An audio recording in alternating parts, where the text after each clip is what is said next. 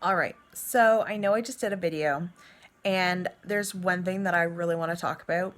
A product that I bought that I hate. Hate, hate, hate, hate, hate, double hate.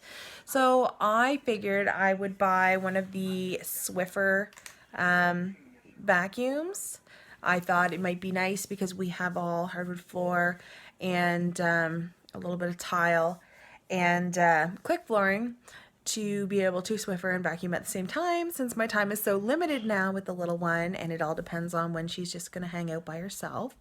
So I bought the Swiffer vac, and it comes partially charged, not much of a charge at all, like wouldn't even last you 5 minutes.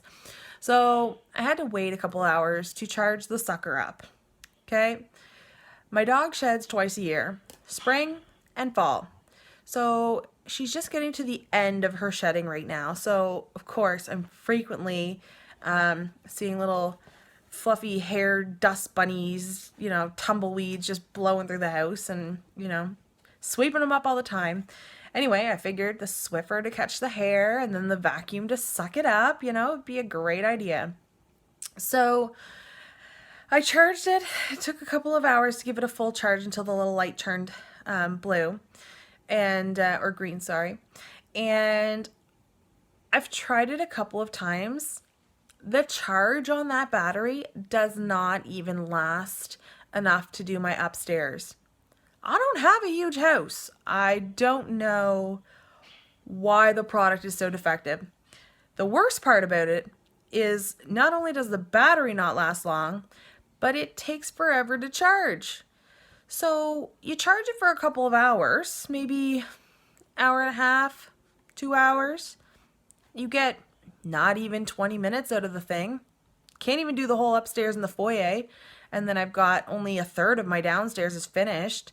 Couldn't even do that.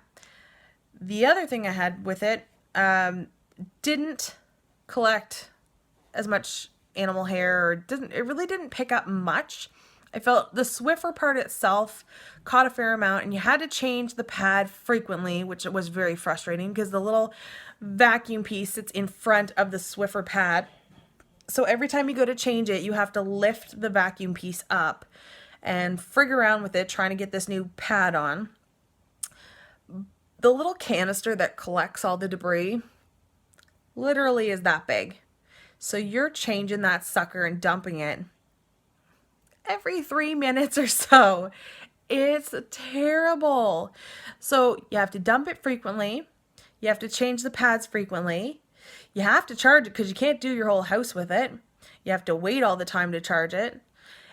And the worst part is the suction power was terrible on it. Like, I would just run it around and I found it was terrible. And then the next thing you know, the little vent was blocked because of dog hair or whatever.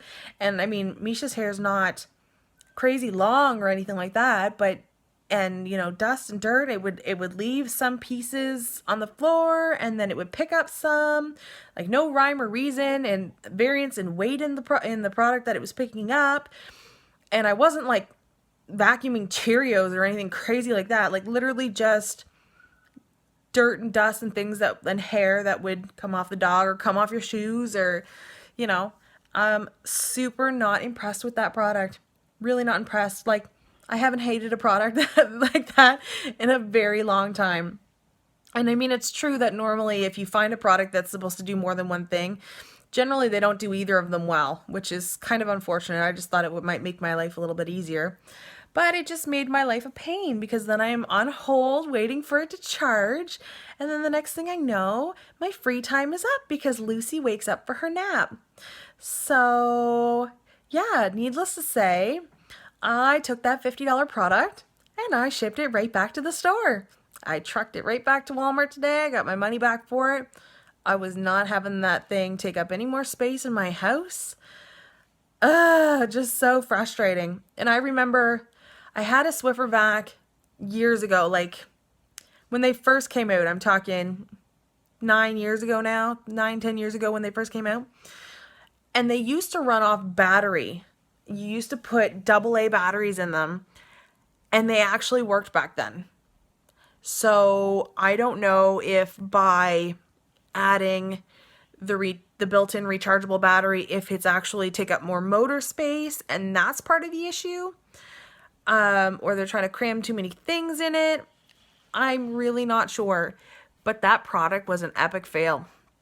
And normally when you buy anything that's PG&E, you can usually get a coupon online off their website or off their little, flyer inserts that they do in the mail.